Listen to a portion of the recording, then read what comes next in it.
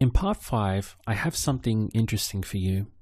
There's a telephone company in Mexico called Telmex, and recently I received an email from them. The subject line read, "Donde estés, estamos." What this is implying is, wherever you might be, we are. Donde estés, estamos. Now the question is, why is this important?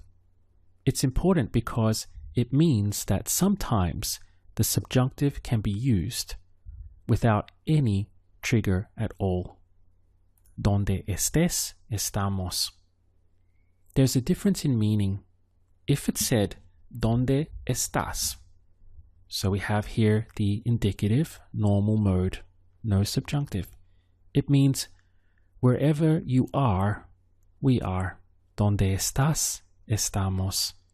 However, by changing it into the subjunctive, the meaning now became lighter. It became softer. Wherever you might be, wherever you may be, we are. Here we have the subjunctive being used just on its own to imply this softer touch. And this is interesting because so far we've looked at forced triggers, such as espero que. These are very rigid. There's nowhere else to go. They always force you into the subjunctive. Then we looked at other triggers like cuando or mientras, which I call maybe triggers. Sometimes they trigger the subjunctive, sometimes they don't. Now, in this lesson, we're looking at the subjunctive being used without any triggers at all. So we have donde estés, estamos. Let's look at another example. We could take the sentence, no one knows where he is. And you could simply say, nadie sabe donde está. There's no subjunctive here at all. Everything is regular. No one knows where he is. However, you could also say, nadie sabe donde esté.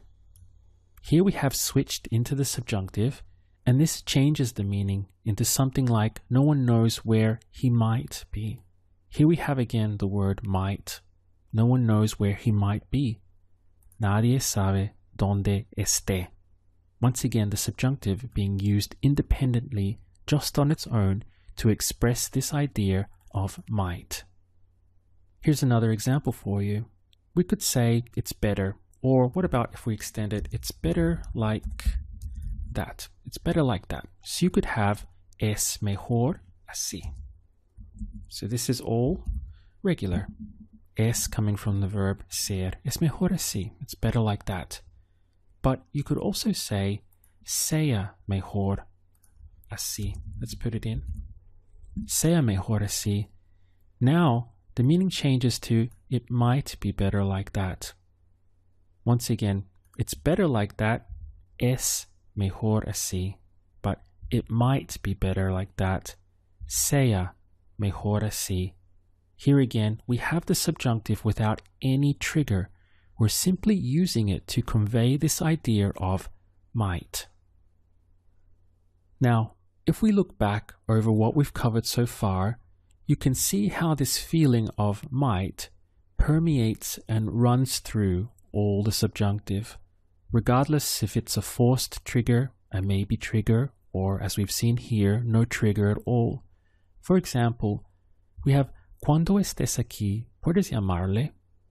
What we're expressing here is, when you might be here, can you call him? In English we would say, when you're here, can you call him? But this idea of might is being introduced by the subjunctive. When you might be here, can you call him? Here's another. Me gustaría que cocine más frecuentemente para ti. What we're saying is that I would like that he or she might cook more frequently for you. This one, lo hago tan pronto como tenga el tiempo. Tenga is the subjunctive of tener, which we haven't done yet.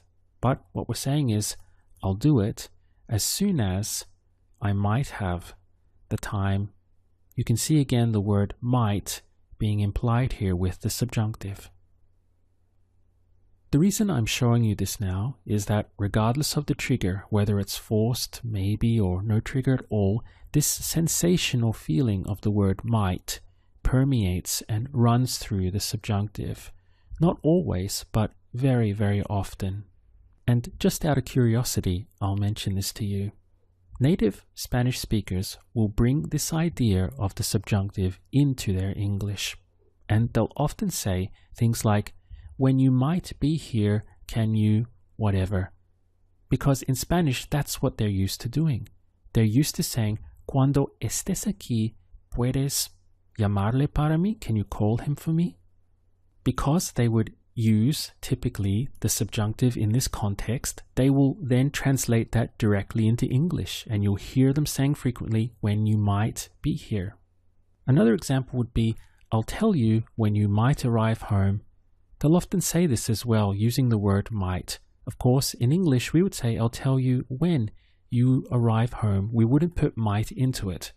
But in Spanish, the translation of this sentence would be, voy a decirte cuando llegues. Here we have the subjunctive. So for a native Spanish speaker, they will take this llegues and they'll translate it into might and say that in English. Now, I always enjoy hearing them do this for two reasons. One, it's a reminder to me of just how natural using the subjunctive is to them.